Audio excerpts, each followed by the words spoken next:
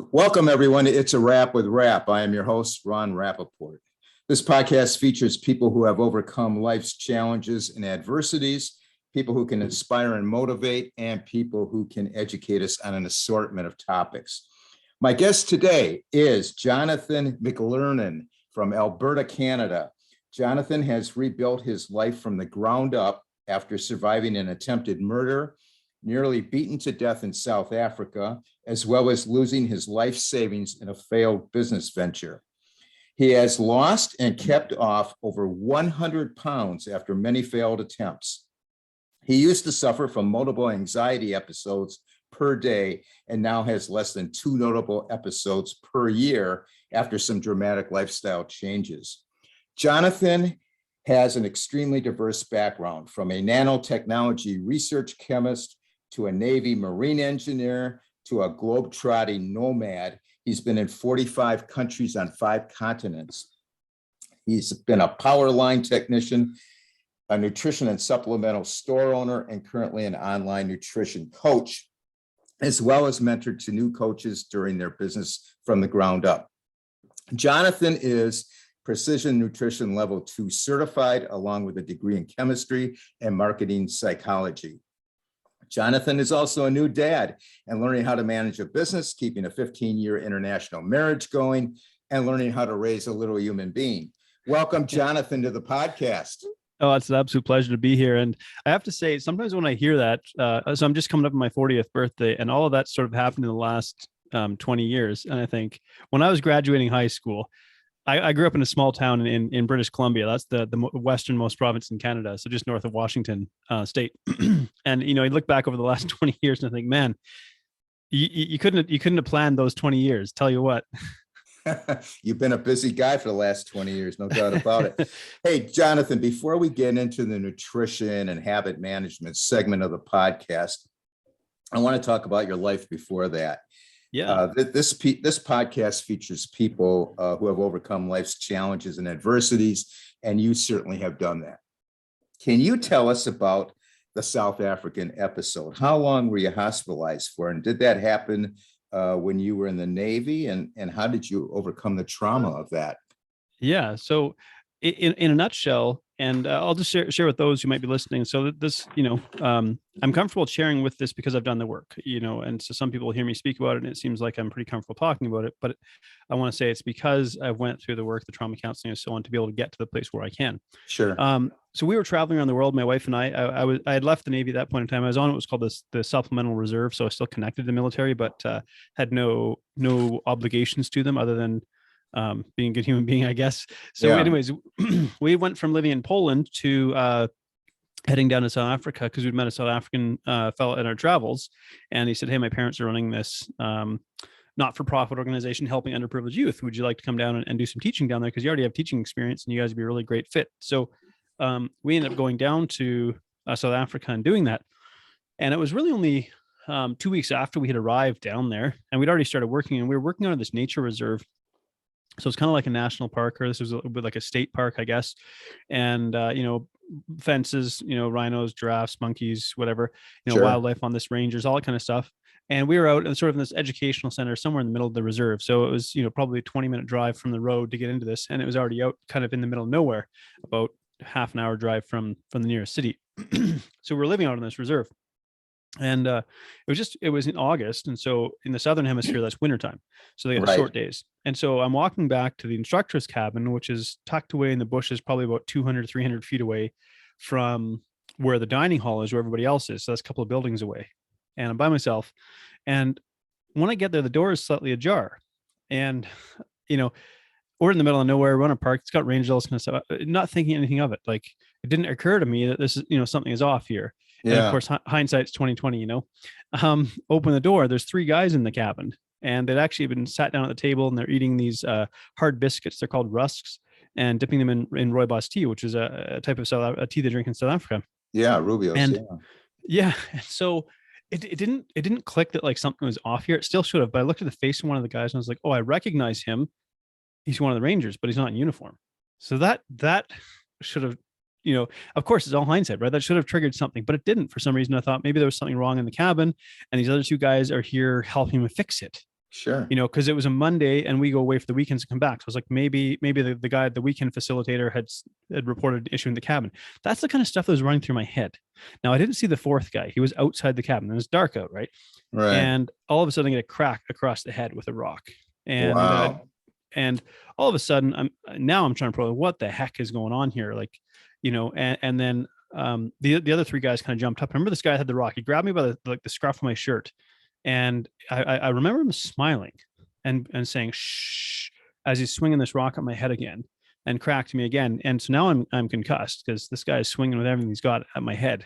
And I stumble and I fall down, and then blood's starting to pour down my face. Like the forehead bleeds pretty easily.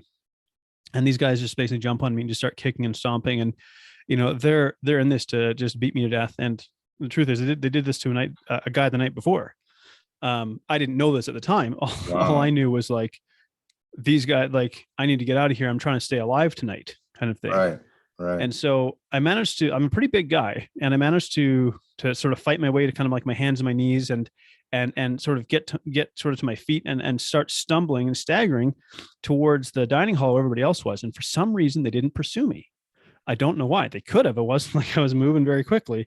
Right. I'm kind of stunned and staggering, but I think they decided to go to the dorms because there's a dormitory building there as well, and just start ransacking the dorms. I don't know, they're high on drugs, and stealing a bunch of the stuff that must have been. And so I get there and like blood streaming down my face and I'm staggered and, I'm like, I've been attacked. I don't know how many guys are out there and all of this. Now that, kind of panic just erupts in this building. All of our students are in there and they're all between the ages of like 18 and 30. So they're not really teenagers, but they're young adults, and they've all been through stuff like this before, and it freaks them out. Right. Like they've all been traumatized by stuff like this before. And so anyways, my wife was like really brave in all of this because she's one of the other facilitators in this, and she got all the women organized because she'd done self-defense training before and stuff. And, she started to get them boiling water. They pushed a fridge against one of the doors. She's arming them with frying pans and whatever they can find, basically, because we don't know how many are out there. They could travel in packs of 15 or 20 for all we know. And I'm kind of just slumped over on the floor, leaning against a cupboard, really holding a fork in my hand because for some reason in my sort of concussed and dazed state, I was going to defend myself with a fork or something. And so one of the students still had a cell phone with them. And for whatever reason, like we had a really weak signal, but they were able to get a call to the police station. And it just so happened to be that a senior police officer was walking by this office when a phone rang and decided to pick the phone up. So all of these really sort of like very like, like narrow coincidences that led to them dispatching the police. Cause a lot of times that would have just been ignored, like whatever. And so, but they still that's a 45-minute drive for the police to get out there. And the way that you get on the nature reserve, you can see like the entrance across a valley, right? You can't see that. So you could see the flashing lights in the dark 20 minutes before they ever get there, because they got to drive down the valley and back up the other side to get to where we are. So these guys that were like robbing us and had beaten me, they're just wander off into the bushes. Cops get there and they're like, okay, nobody died. Cool. We're going to leave. And my wife was like, what? Yeah. Yeah. What? She's like, my husband nearly died. You guys aren't leaving, and you're not leaving until we leave. We're not staying here tonight. We don't know how many there are out there and all of this. And so again, she was really like fired up, and I got to give her credit. She was incredibly brave in all of this. And so anyways, we ended up leaving because we've been trapped in the building for about 40 minutes with them trying to break down the doors. I kind of skipped over that detail as well. They're trying to bash down the doors with shovels and get in and whatnot. Like it was a really like a pretty terrifying experience. And I think running through my head was, I can't die tonight, and I hope they don't have guns, because if they had guns, they would have just shot us through the windows like sitting ducks. Yeah. And so that's going through an experience like that. So I ended up I just overnight in the hospital, like I was concussed. They didn't break any ribs. They didn't stab me. They had a knife and they dropped it. And one of the cops was just walking by and grabs it bare hand. And it's like, obviously this guy didn't watch CSI or something, because no thought of like, hey, I should put on a glove, pick it up delicately by the tip, that kind of thing. Try not to contact. They didn't care. It doesn't work like that there. Yeah. No. So in most of the world, like we don't realize how fortunate we are to have like a pretty competent, highly trained, police force in most places that we live in North America. Yeah. We might have issues with them, but they care. They're still going to respond. They're pretty competent. Down there, they're just trying to collect a paycheck and not get hurt. Yeah. That's what it is. And so kind of the fallout from that really is like nothing really prepares you to go through an experience like that. And for me, my coping mechanism, because once you go through a traumatic incident, in my experience, I was reliving the incident over and over again. And it's as I understand it, it's an attempt to rewrite the story of what happened. If I knew this, I would have done that. If I knew this, I would have done that, and so on. And trying to change the narrative. But every time you relive the story, I'd relive the story. I'm kind of re-traumatizing myself. And we stayed on in South Africa for another 4 months. And there was about a dozen other incidents that happened, none quite as violent as this one, but like unhealed trauma, you just start to layer more and more layers of trauma on top of it. And by the end of it, I think it was probably on the verge of like a nervous breakdown. I think I was getting ready. I probably would have killed somebody. Like I was really getting into this very distressed state of mind because it just feels like constantly under attack. And I look back now and like I knew a part of my brain knew like we have to get out of this situation because something's happening to me like that I'm really uncomfortable with because I'm a pretty, anybody who meets me, like I'm a pretty easygoing guy. Like I hug most people that I meet. And here I was having like these really sort of angry, intrusive, like violent and vengeful thoughts coming into my head. And I was really distressed by it. I didn't want this, but they were coming anyways. And so I knew that like when I was having these thoughts of like, because they break into your place, like people get robbed there all the time. It doesn't matter. 6-foot fence with razor wire doesn't matter. They're coming over that. They're going through the roof, whatever. They're going to get into your house. Right. And it just feels like you're relentlessly under attack. Yeah. It's a very difficult place to live. Yeah. I was actually there. I was in the Cape Town area. Okay. And Johannesburg, and beautiful country. But we did see what you're talking about. It's out in the open. Yeah. And between Cape Town and the airport, like you don't want to have a breakdown or get a flat tire because you drive past one of the most dangerous slums in South Africa between the city of Cape Town, which is very beautiful, and the airport. Yeah. And so we were very, very glad to get out of there at a certain point in time because, it's just it's extremely traumatic. And so for me, I turned to food as a coping mechanism, really. Okay. So there was a part, and it wasn't that like I did it consciously or deliberately, it's just what I started doing. Right. It's like the way that the brain works is, you're under duress or stress or something, you eat some food, it makes that duress temporarily go away, and the brain learns a behavior. When I eat this happens. When I feel this, I eat this, and then I feel better. And so thus is born this effect. And so, at a certain point, it's like, well, I want to feel better more often than I want to feel like crap. So I keep eating food. Right. And you add to that sort of the trauma, like the shame of what had happened. There's all these kind of layers to it, sort of trying to convince some people that it wasn't that big a deal, and trying to explain to other people the severity of it, because other people, like, they treat trauma like a bit of like a pissing contest, like, oh, that's nothing. You should hear what happened to so-and-so. And it's like, this is not what trauma is about. And so there's all of these sort of subtle details. And as I look back, I'm like, wow, I wish like I had met with somebody who maybe had some experience in trauma, who had been through something, who had come out the other side, who could have like helped me out and shown me some compassion in that situation. Yeah. Because really I didn't have that. And so, I went through probably 6 or 7 years of real struggle with my mental health. And like my wife, she's a trooper. Like we're coming up on our 15th anniversary. She still loves me more than the day we met. And, That's she's great. still with me in all of this. And,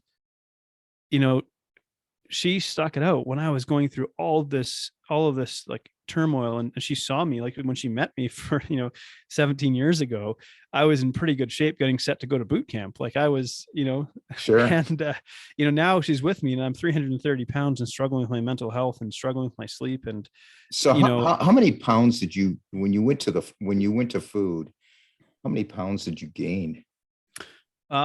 Probably about, I would say 115, 120. Wow. 115, 120 pounds. That's a lot. Yeah. I would have went from about 215 to about 330. Wow. To 330. Yeah. Go ahead. I'm sorry. I was going to say that happened over about a 6-month span. 6 months. Yeah. Wow. It doesn't take long to gain that kind of weight, does it?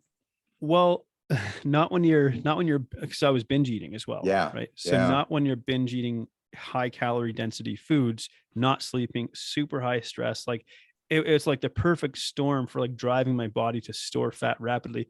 And Yeah. I have a genetic predisposition towards it. Like I look at like my family, and my like most people in my family have grappled with obesity on both sides of my family. Right. So there's, I could say, and also I'm a big guy, like I'm 6'1". And I have a big frame. Like I would make like probably a good linebacker or something in football if I was a Yeah. little bit younger.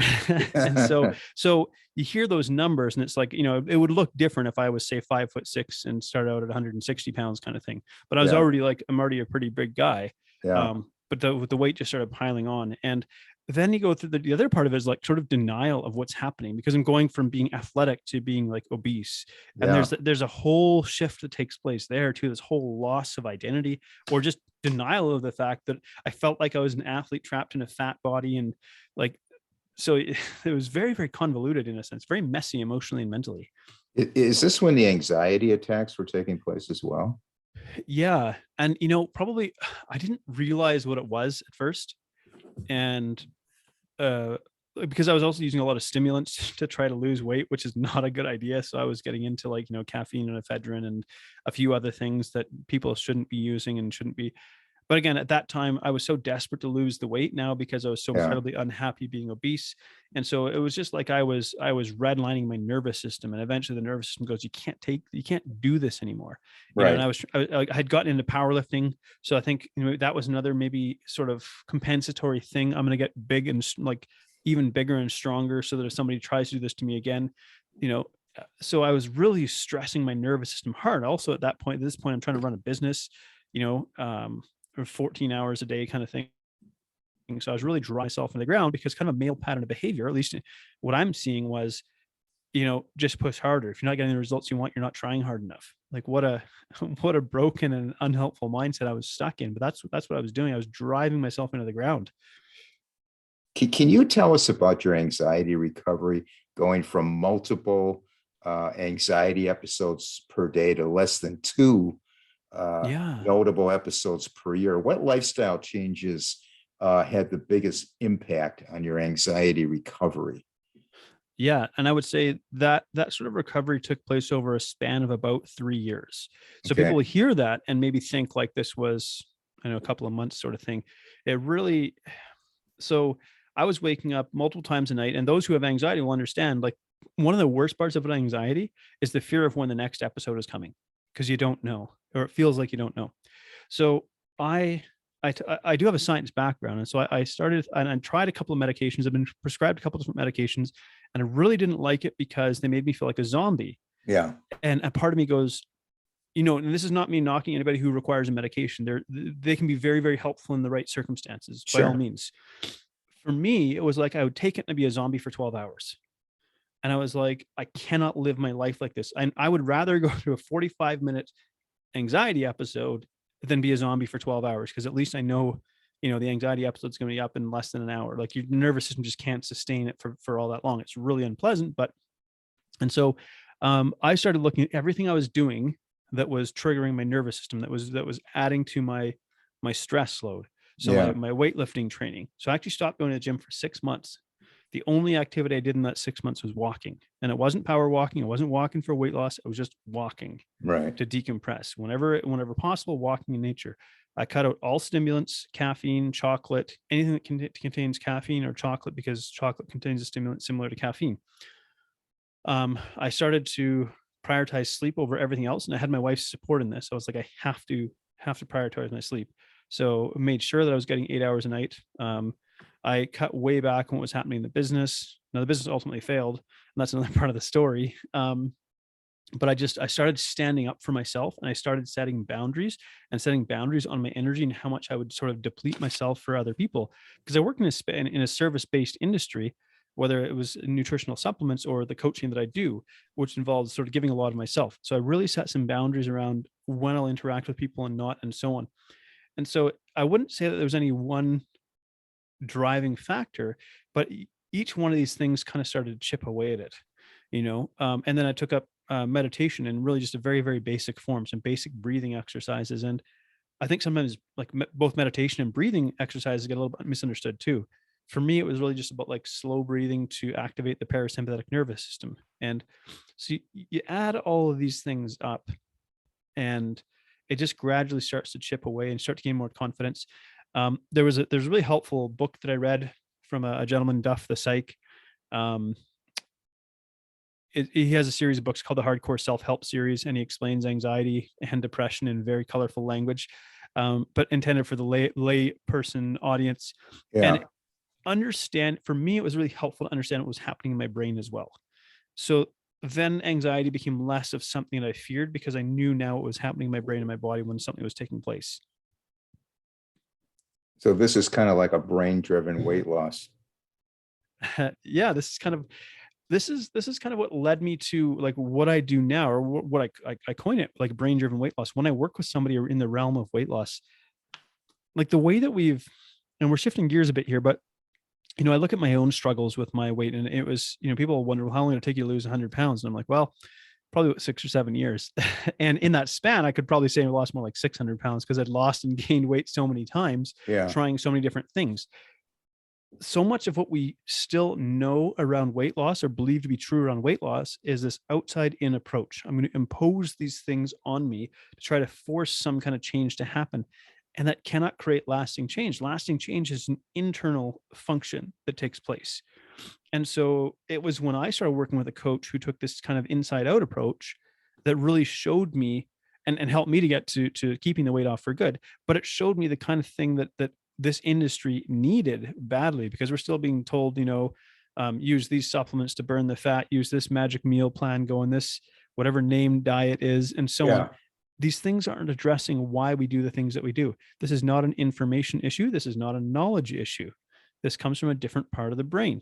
And once I started to understand that and work with people in that fashion, it was like, oh my gosh, we're onto something here. Yeah. Yeah, definitely. You talk about positive masculinity, something you're passionate about. Can you tell our audience what you mean by that? Yeah. And I feel like, and to be fair, I feel like I'm still kind of in my own infancy in terms of learning about this, maybe this movement, this idea, this ideal. But what I feel is that when we hear the term masculinity, so very often it's connected to the word toxic. Now, I understand why that is, because there are certain behaviors that we see in the masculine sphere that are very unhelpful, dangerous, problematic, and so on. But very rarely do we hear talked about the positive aspects of masculinity, or do we see someone being given a positive ideal to work towards? And I grew up a child of the 80s, and so you think my examples were like Homer Simpson and Rambo. Like what was there was no in between there. It was either you're this super muscular, hyper masculine, unpenetrable superhero, or this slobbish doofus that everybody liked because you're a threat to nobody. You're just this harmless goofball. Right. There was no real in between there. And so that kind of lays the foundation. And then you think about, men don't cry and don't express emotions, and emotions are weakness and things like that. So I had all these sort of problematic things that I'd been conditioned with around masculinity as well. And now what we see, the advent of social media over the last decade or so in particular, and really the ability of people to sort of amplify their voices and stories to be heard, and it's giving power to the average person to speak up about bad things that have happened to them. It's definitely led to this pushback against, what we could call toxic masculine behaviors. But I'd like to see that pendulum swing back a little bit, because it's not as though I don't believe that masculinity is inherently damaging or harmful. I believe there's certain behaviors in the spectrum of masculinity that are problematic, that need to be addressed and need to be called out. But there's also some amazing and wonderful aspects of masculinity that really should be celebrated. And so I'm trying to educate myself more about this and really advocate for this, because I feel like I was stuck in this pattern of unhelpful behavior in terms of how I treated myself. Work harder, try harder, push harder, sleep less, drive yourself into the ground. And it was really when I started to show myself compassion. There was really somebody else modeled for me what compassion looks like, that it's not actually weakness. It's not enabling unhelpful behaviors, but it's more about understanding behaviors. Well, then for me, that opened a door, and it's like, it's okay to have feelings. It's okay to have emotions. It's a part of being human. And so really opening the door to that discussion and saying that masculinity is not inherently bad. And in fact, it can be a really wonderful thing if we give men something really positive to aspire to. Yeah, absolutely. Jonathan, what drew you to the nutrition business? Probably, I feel like I stumbled into it kind of by accident in a sense. So I had a previous business that had failed. Unfortunately, my business partner had his infant daughter pass away tragically at 6 months, and he went off the rails, and that business failed, and that cost me quite a bit of money. That wasn't the biggest failure of this next business. So I had this friend who had set up a nutrition and supplement store with another business partner, and they were having kind of this falling out. And I was like, well, I don't want to see my friend's business fail. I think he has something good here. So I just started helping him out on the side, keeping in mind I have a background in chemistry and marketing psychology. So it actually kind of was tailor made for the supplement industry without me realizing it. Yeah. And so I would go on my days off. I was working in the oil patch at the time. And so we would work a rotation of 15 days on, 6 days off. And on my days off, I would go and help out at the store. And people kept asking for me at the store when I wasn't there, because I'm really well educated about supplements. And I was kind of started to build this reputation as a supplement guru. So eventually I stepped away from working in the oil patch and running that business full time and invested in that business. And I said, I became a bartender without alcohol. Like, people would come to the supplement counter and we'd talk. And, I would find that, you're looking for the supplement to help for this thing, and that supplement isn't going to help you. It's not going to help you in the way that you want. So I can sell that supplement to you, but I'm going to tell you what it will do. And I'm going to tell you all the limitations. You're asking it to do more than it can. Sure. You need to do this. And so that really kind of got me into this coaching thing. And then I thought, well, I'm kind of a natural coach. I've been a teacher and a coach most of my life, from the time I was 13, coaching grade 8 basketball to all the way up to, teaching and educating internationally. So this is kind of what I do just by nature. And so it was a good fit. It was a good fit for you. Yeah. So I said, well, I need to formalize this. And so I did. I got my first certification through Precision Nutrition. I'd had a personal training certification previous to that. I'd had this idea many years ago, actually, that I wanted to pair some kind of nutrition with personal training and create some kind of lifestyle coaching back in 2012. So like 10 years ago. Yeah. But I never did anything with it because I didn't feel like anybody would listen to me. And I didn't know how to make a business of it. But it was, I could, even back then I could kind of see there's something here. People need help and they're not getting it in some way. So it was quite a few years. It was kind of me falling backwards into this that eventually got me doing this, where now I've, turned into a full-time business where, and now I'm even at the point where I'm also teaching other people how to build their businesses, because I believe that, entrepreneurship is the way forward for a lot of people. And not only that, like, the online world is really promising for many people. It's a great marketplace. Sure. In 2018, you venture into the online nutrition and coaching. What is the first reason people seek your services? I think the first reason people reach out is because they want to lose weight. Okay. And they resonate with my stories. They hear that I've lost 100 pounds. The first question is like, well, how'd you do that? Because I want to lose 50, 40, 30, 60, 80, whatever number of pounds I want to lose this weight. I've tried before and I haven't succeeded. You have succeeded in doing something I want to do, but haven't succeeded in. There must be something that I don't know. Now, my secret, in a sense, I'd like to say, is that side effects might include weight loss. In other words, for me, weight loss is a doorway. It's not a destination. So when we understand, yes, you want to lose weight, but it isn't really about a number on the scale, right? It's about a quality of life thing. For me, I want to be able to play with my kid. I want to be like on the floor and roll around with him. I'm an older dad. I'm going to be 50. He's going to be 10, 11. I want to still be active in his life. I don't want to be like, sorry, kid, I got to sit on the couch because, I can't move. So really getting people to understand, again, it's not about telling people to eat more vegetables. It's not about shaming people for their, oh, you dummy, why'd you eat that pizza? It's not good for you. That doesn't help people. So really the work that I do kind of goes a lot deeper than that. And this is how we create, because if we want to create permanent weight loss, because that should be everybody's goal. I want to lose the weight and keep it off. That's right. Now, the idea behind a diet was, I'll just do this diet until I lose the weight and it'll stay off for good. But it doesn't work that way. Right. If you're not a transformed person, you go back to your old habits and behaviors.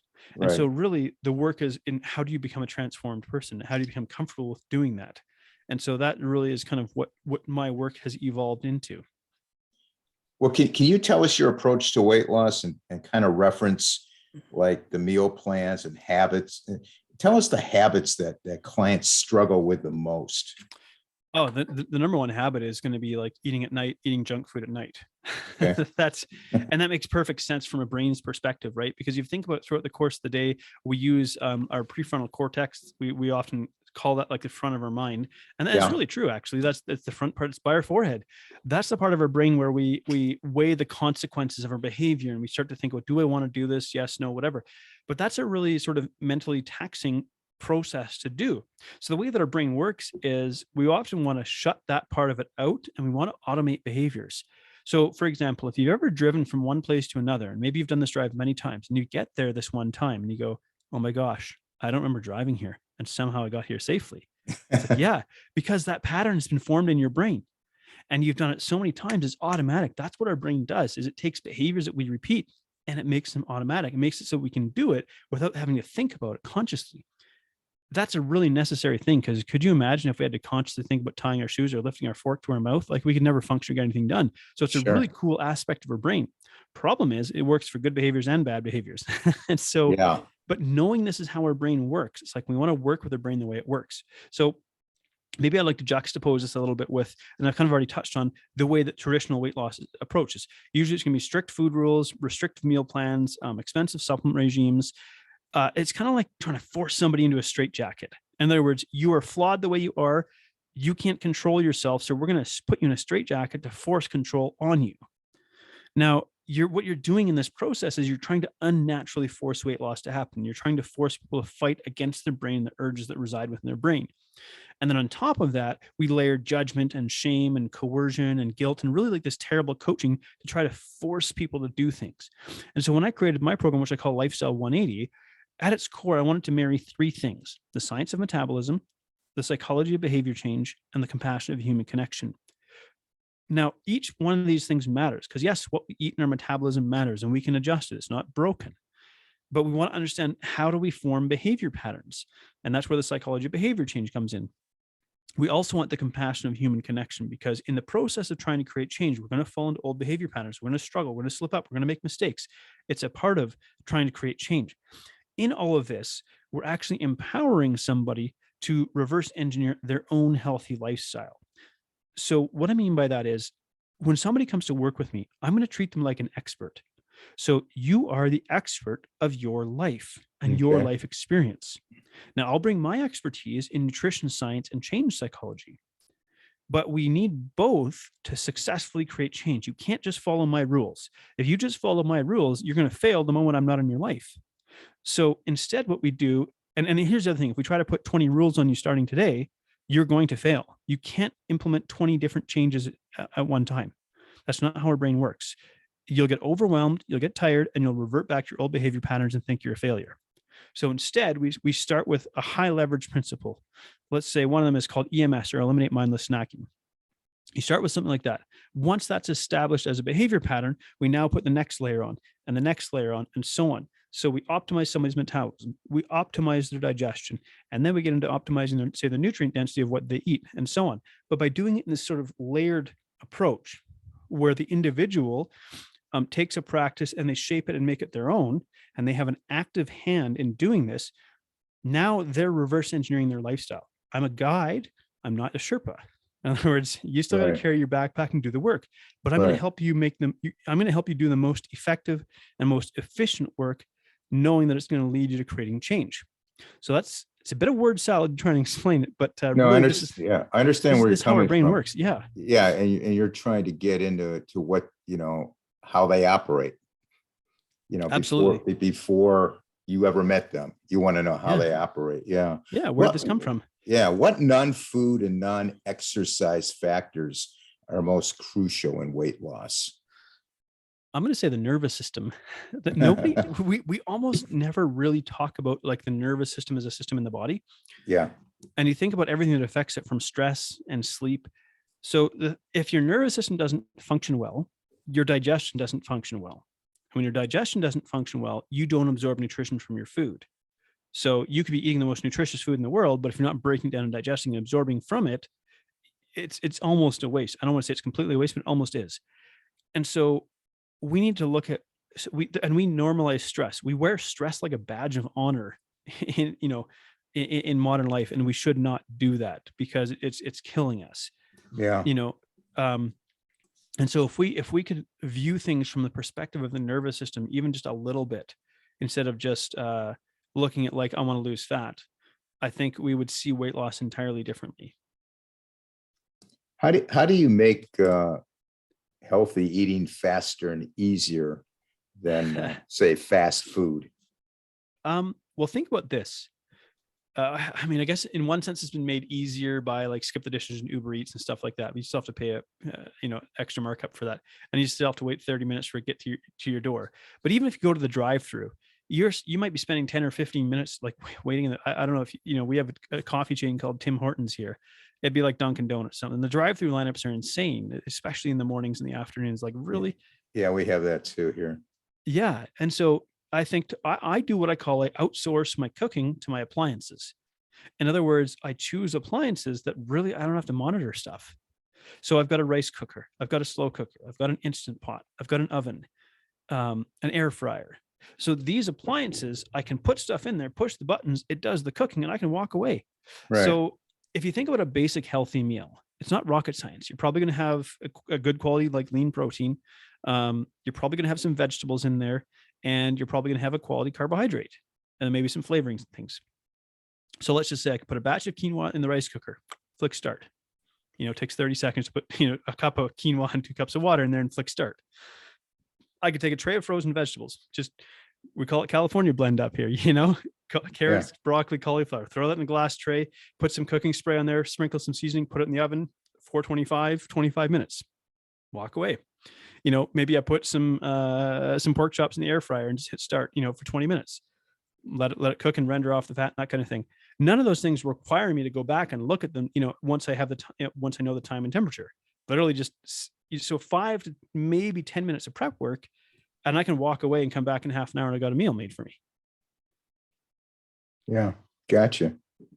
Just like fast food, only you're doing it Much at better. home. And not only that, like when you look at like the cost per portion size, because I did a lot of math on this because I'm a numbers nerd too, and I figured out that for less than $3, I could make this really healthy meal with healthy portion size. So less than $3 a serving.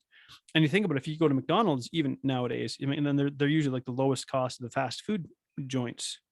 A McDouble is probably like $2 to $3 now. You add in fries and a drink. So you can make a healthy meal for less than that. You don't have to wait in a drive-through lineup. And now, but it does require just a little bit of advanced prep. So my freezer is always stocked with frozen vegetables. Why? Because they're already cut up. They've locked in the freshness because they're picked at peak ripeness and flash frozen. So actually really and then I roast them at high temperature so they don't turn as mushy. If you don't boil them to death because that's gross, roast them with some flavor on them or something, that kind of thing. Because I think we have this idea around healthy cooking that it takes a lot of time. You have to be in the kitchen all this time. You have to be chopping all these vegetables. Ugh. No, I'm like a systems engineer. So I'm like, let's just figure out how we can make this as effortless and efficient as possible. Because the truth is, we don't rise. This is a quote from James Clear from Atomic Habits, so I don't want to steal the credit for it. We don't rise to the level of our aspirations. We fall to the level of our systems and habits. That's how our brain works. So we can have all these lofty goals. Oh, I'm going to eat all this healthy food. I'm going to get healthy. And it feels great to be thinking about this. But the truth is, when push comes to shove, we're going to devolve into our basic habits and routines and patterns. So if we make healthy eating easy, like grab my two pork chops that I've already got in the Ziploc bag in the freezer, put those in the air fryer or in the instant pot, put the frozen vegetables in the oven, put the rice in the rice cooker, that kind of thing. Like it's just, I've made it so easy that I really can't, I have no excuse for not making a healthy meal. And I get variety from all kinds of different seasonings that I use. I have 25 different spice blends. Like how can you not get novelty from that? And, I rotate through maybe 5 or 6 different types of meat and so on. Right. You do that enough times, you won't want to go to that fast food place. Yeah. So you have said that there is an art and science to the nutrition coaching process, and you look at 4 categories. Can you tell our audience again, what are those 4 categories? Yeah, I think each one of these, there's a lot of subcategories underneath these, but I think if we look at stress, sleep, nutrition, and activity. Okay. And we expand underneath each one of those categories, and we can look at like different layers for different people. but you take care of those 4 factors and you're going to become healthy. There's the science aspect of it, and that's understanding how the body works and how to sort of maximize the potential of the body. The art of it is how do you convince somebody that's worth it to go through this? Because the truth is change is hard and it's uncomfortable and it's not fun. Our brain wants us to stay stuck in old patterns and behaviors because it's more efficient. It requires less energy. So really the art of coaching is being able to take a piece of information, because I don't believe I have a monopoly on any kind of information. I have a unique way of presenting it and making it relevant to the individual. And I think that's where the art is. You can go to Google and find a million different free meal plans, a million different diet plans, like literally probably millions of them. We live in the information age. Right. Remember, this is not an information problem. This is an implementation problem. How do we take this, make it relevant to us in such a way that we actually want to do this? So you really need to motivation is part of this, right? Yes. Now, the only reason I hesitate ever so slightly is because I think motivation is a little bit overrated. Okay. So motivation says I have to feel a certain way before I can take an action.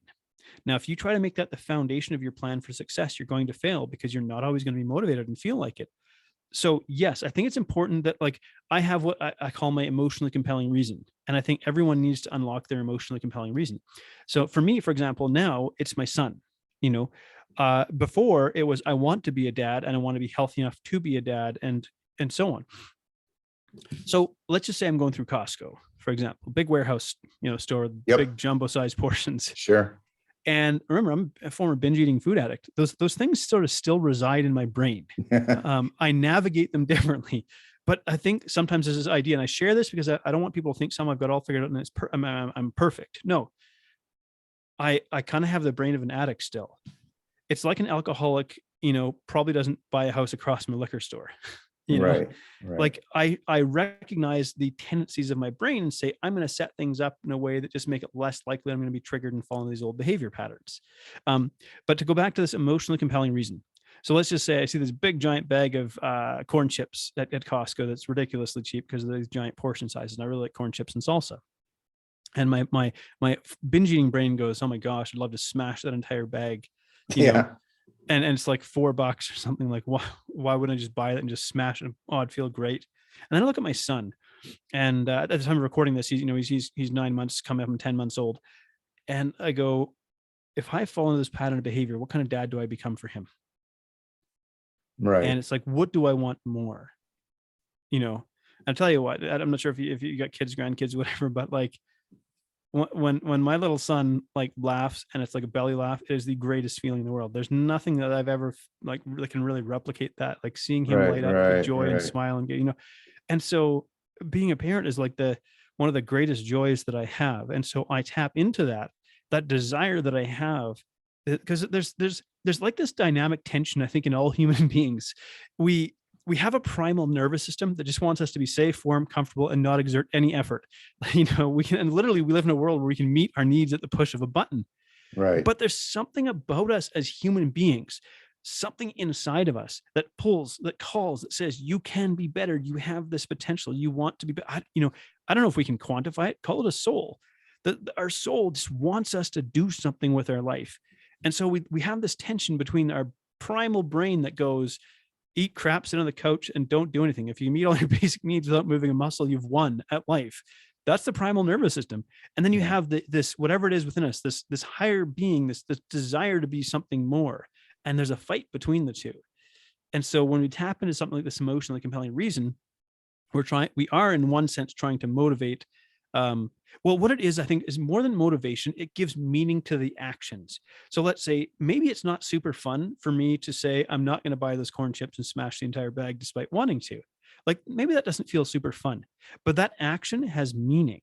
It's like one workout or one healthy meal doesn't make or break your weight loss, but that action in the context of your emotionally compelling reason, now it has meaning because it's being assigned to a bigger purpose. Right. And so I think we're kind of, in a sense, I'm trying to help people go beyond this idea that I must be motivated all the time, but we want to have that well to kind of draw from. Yeah, that emotionally compelling reason, that's a great concept. Can you talk about people's expectations when having a nutrition coach? What are their expectations? Sometimes I joke that my secondary title should be expectation manager, Yeah. And it's, in one sense, is not really the fault of the client. What have we been marketed to for so long? Because this is what people think you need in order to, we got to sell fast and easy, easier than ever before, because we're afraid to tell people the truth. And yet this buying into fast and easy is the very reason why we're stuck on like the yo-yo diet cycle and frustrated and think we're a failure, because we're like, it's supposed to be fast and easy, and it's not. What's going on? I've been told a million times over by every diet program, this is supposed to be fast and easy. And it turns out it's hard, Yeah. And so for me, I really want to be honest with people, because by the time they come to me, chances are they've already tried 3 or 4 or 5 or 6 different things. So I think they come to this realization on their own that, okay, this is going to be a little bit more than just a 21-day fix or a 30-day challenge or a 12 weeks or 90-day or whatever time frame, short time frame we want to put on this. Lifestyle 180 is 180 days. It's a 6-month program.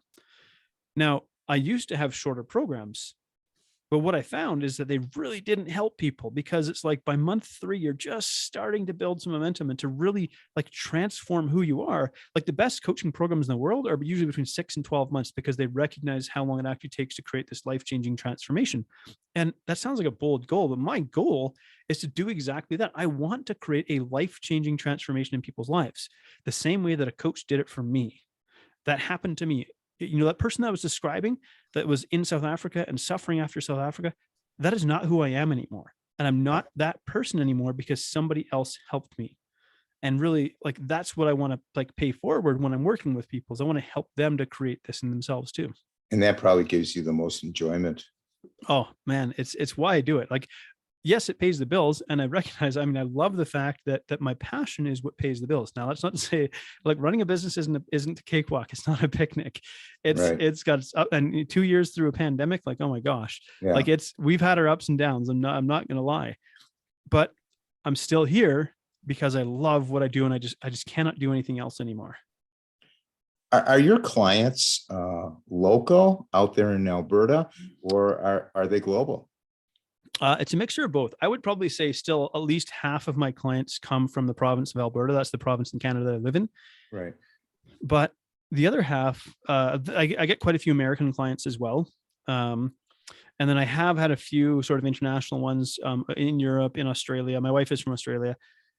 But I will say the further the time zone is, like the more challenging it can become to work with somebody. That's not to say it can't happen, but if someone's in India, they're like 11 hours ahead of me. Yeah. That's like the worst, it's their morning when it's our night and vice versa. Like it's just the word, so chances, like it sounds glamorous to be like, yeah, I have all these international clients, but it can be a really logistical nightmare. And so I would say, generally speaking, my clients are going to be from like the Eastern Seaboard to like the West Coast kind of thing of North America. Okay. In most cases. But everybody can get you over the internet. Oh, yeah. That's not absolutely an issue. Yeah. What excites you, Jonathan, the most going forward?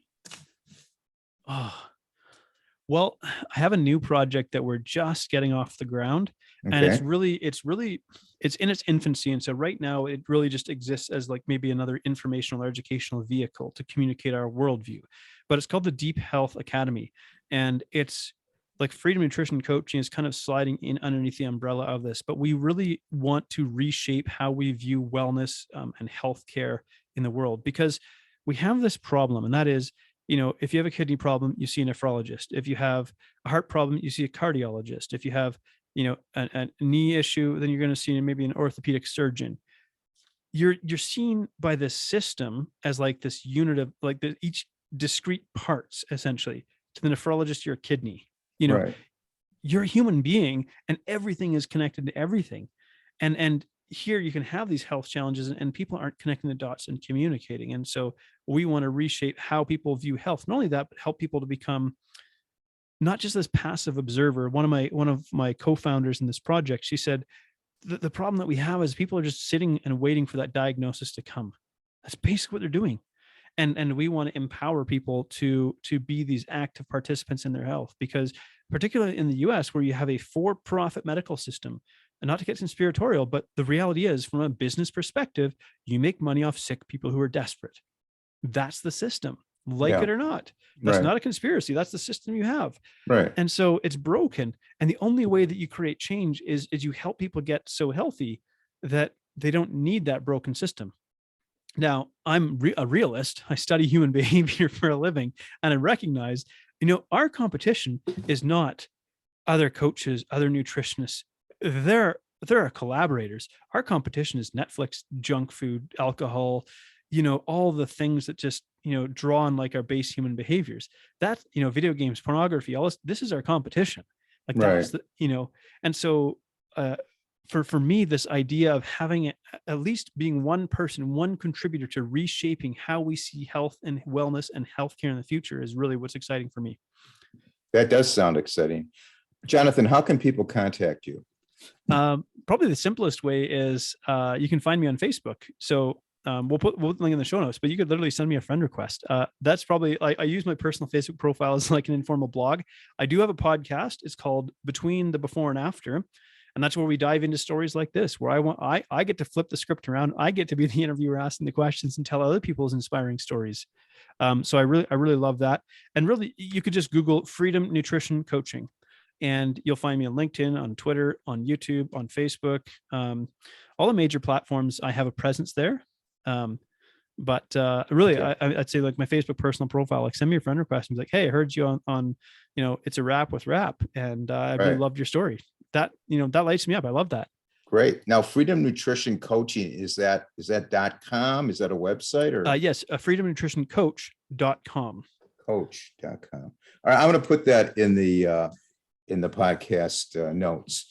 And Yeah. I want to thank you, Jonathan, for sharing your amazing story. And I wish you all the success in the future, helping people to getting on the right path to a healthy lifestyle concerning their nutrition and weight. Comments and suggestions to improve the podcast are welcome. You can email us at itsawrapwithrap@gmail.com. We have a website. You can sign up for our email list. itsawrapwithrap.com. We have a Facebook page and a Facebook group, and the group is growing as we speak very nicely. It's called It's a Wrap with Rap. We're on Instagram, It's a Wrap with Rap podcast. And yes, all the episodes are on YouTube. It's a Wrap with Rap, the podcast uncut. Thanks everyone for listening. Please stay safe. And for now, it's a wrap.